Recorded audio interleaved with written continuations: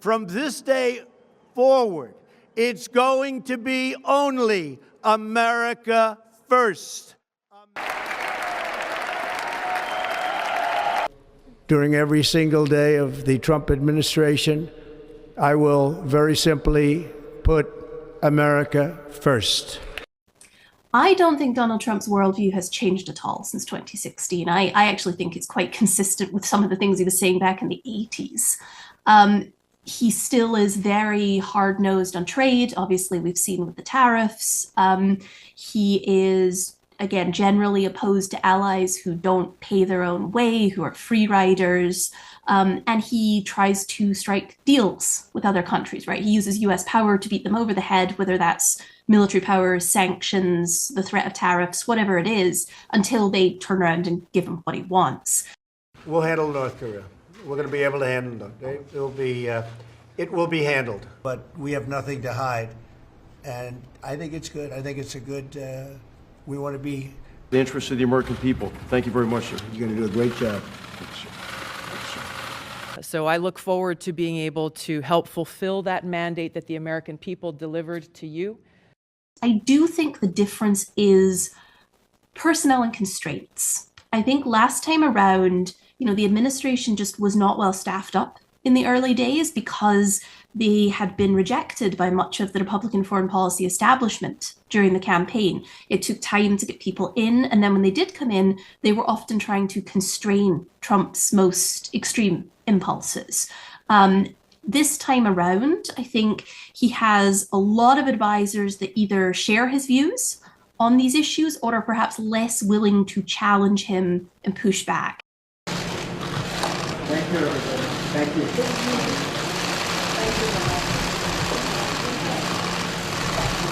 I said, I will hold on the termination. Let's see if we can make it a fair deal, because NAFTA has been a horrible deal for the United States. It's been very good for Canada. It's been very good for Mexico. If you look at that, China, first row, China, 67%. That's tariffs.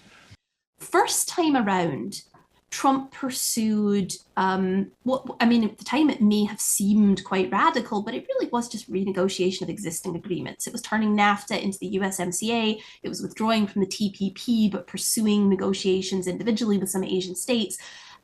So it was not radical.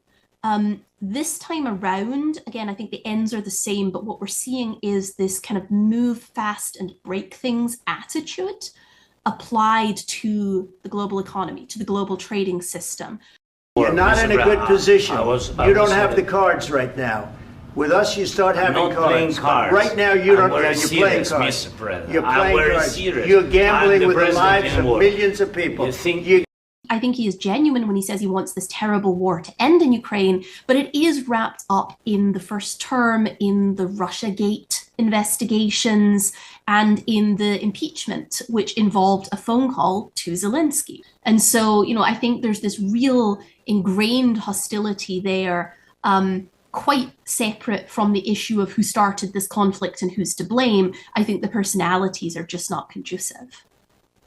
Ensuring that Israel has the ability, the United States will encourage a peace and really a great peace deal. We'll be working on it. If you look at Gaza, there's hardly a building standing, and the ones that are going to collapse. You can't live in Gaza right now, and I think we need another location. I think it should be a location that's going to make people happy. You look over the deck. I think there are a couple of areas where Donald Trump's foreign policy is clearly hitting the same snags as it did the first time around. And the two that I really would highlight are Israel and Iran. And obviously those two are related. And I think in both cases, what we see is that, significant chunks of Donald Trump's internal constituency, whether that's advisors inside the White House, whether that's inside the Republican Party, have strong views about supporting Israel in Gaza, about Iran and its nuclear program, about the Middle East in general, that are much more traditionally Republican, very hawkish, very maximalist, much more so than I think Trump is himself, and certainly much more so than, an America first policy, right? If we were to actually say what that meant. This American carnage stops right here and stops right now.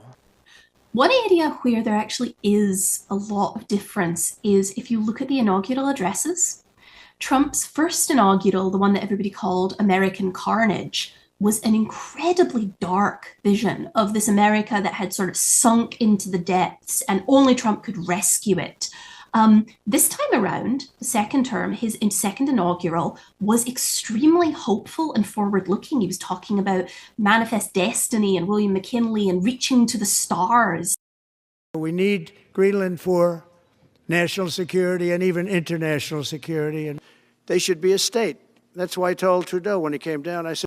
But I think the talk about territory is where that actually starts to come out in practice, right? So, if the US is embracing kind of a manifest destiny, we are exceptional, we are going to make our way in the world, right? Then maybe we do need Greenland for our security. Maybe we do need to worry about the Panama Canal. But in this broader frame that Trump has sketched, right, where America is this kind of globe bestriding hegemon that's, looking out for the future of humanity, it might make sense to seize territory. And so I do think there is a difference there, and it's actually kind of a difference about how he sees America's role in the world.